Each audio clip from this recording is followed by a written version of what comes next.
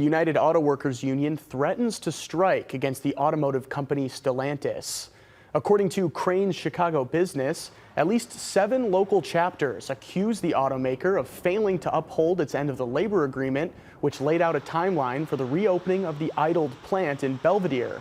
Stellantis said last fall it would make a nearly $5 billion commitment to reopen the plant. So far, the company has taken little action.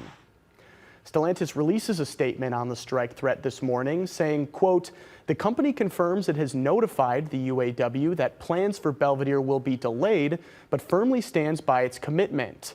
The company went on to say they did not violate commitments made in an investment letter, adding the union cannot legally strike over a violation of the letter at this time.